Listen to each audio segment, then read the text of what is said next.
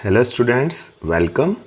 आज हम linear pair of equation को सॉल्व करने का एलिमिनेशन मेथड देखेंगे। 10th क्लास मैथ्स में ये बहुत इम्पॉर्टेंट है और उसके बाद जितनी भी जगह आप मैथ्स पढ़ेंगे वहाँ पर लीनियर इक्वेशंस को सॉल्व करना इम्पॉर्टेंट दिखाई देगा। तो एग्जांपल देखते हैं। जैसे दो इक्वेशंस है या एक पेयर ऑफ इक्वेशन है 3x + 4y = 11 और दूसरी इक्वेशन दी हुई है 4x + 3y = 10। आपको इन्हें सॉल्व करके x और y की वैल्यू निकालनी है। तो इसके अलग अलग एल्जेब्रिक मेथड होते हैं, जैसे कि cross multiplication method, elimination method और सब्स्टिट्यूशन मेथड, और एक ग्राफिकल मेथड भी होता है। इन चारों मेथड में से एक मेथड है जो कि काफ़ी इंपॉर्टेंट और काफ़ी इजी है, वो है एलिमिनेशन मेथड। इसको अपन सीखते हैं, इसका स्टेप बाय स्टेप प्रोसेस देखते हैं। तो इसका फर्स्ट स्टेप ये होता है कि जो दो इक्वेशंस आपको दी हुई है इन्हें आपको सूटेबल नंबर से मल्टीप्लाई करना है। सूटेबल नंबर होता क्या है? अगर आपको फर्स्ट इक्वेशन के लिए सूटेबल नंबर सर्च करना है तो आप सेकंड इक्वेशन के x के कोफिशिएंट पर ध्यान दीजिए। x का कोफिशिएंट इसका 4 है तो आपको इसे 4 से मल्टीप्लाई करना है। और सेकंड इक्वेशन को किससे मल्टीप्लाई करना है? फर्स्ट इक्वेशन में x के कोफिशिएंट से, यानी कि 3 से। ऐसा ज़रूरी नहीं है कि हम x ही के कोफिशिएंट से लें, हम y के कोफिशिएंट से भी ले सकते हैं, ठीक है। लेकिन फ़िलहाल हम x के कोफिशिएंट से कर लेते हैं, ठीक है। तो अगर पूरी इक्वेशन को 4 से मल्टीप्लाई करना है, इसका मतलब है 3x 4y और 11 सब मल्टीप्लाई होंगे, और इधर जब 3 से मल्टीप्लाई करना है तो ये सब मल्टीप्लाई यहाँ पे होंगे।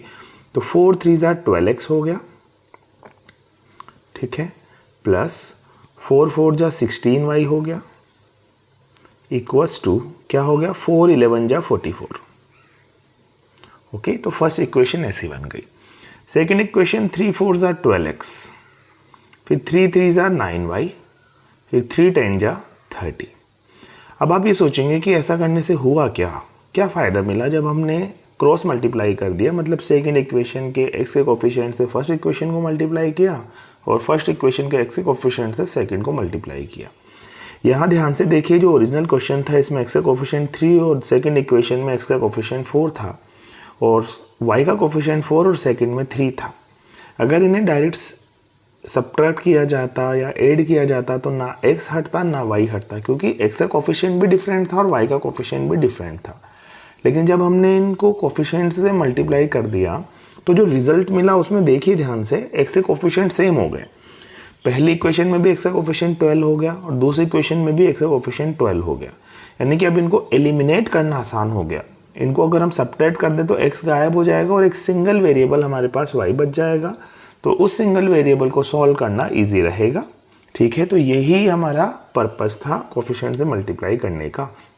तो हम क्या करते हैं, यहाँ पे दोनों को सब्ट्रैक्ट कर देते हैं। सब्ट्रैक्ट करने में साइन चेंज हो जाएगा, तो ये जो नीचे वाला प्लस 12x है वो माइनस 12x हो जाएगा, प्लस 9y माइनस 9y हो जाएगा, और प्लस 30 माइनस 30 हो जाएगा। तो 12x में से 12x गया तो 0 बचा, 16y में से 9y गया तो बचा 7y, और 44 में से 30 गया तो बचा 14। इसको जब हम सॉल्व करेंगे तो y की वैल्यू आएगी 2।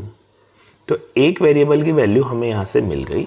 अब y की वैल्यू जो 2 है वो किसी भी इक्वेशन में अपन रख दें, सबसे पहली वाली इक्वेशन में रख देते हैं y की वैल्यू 2, तो बनेगा 3x + 4y। 4y है हमारा 4 × 2, और वो कितना दे रखा है? 11 दे रखा है। तो 3x + 8 कितना हो गया? 11। अब ये जो प्लस वाला है वो साइड में जाएगा, है ना। तो 3x बनेगा 11 - 8, क्योंकि ये प्लस वाला दूसरी साइड में जाएगा तो माइनस वाला बनेगा ना।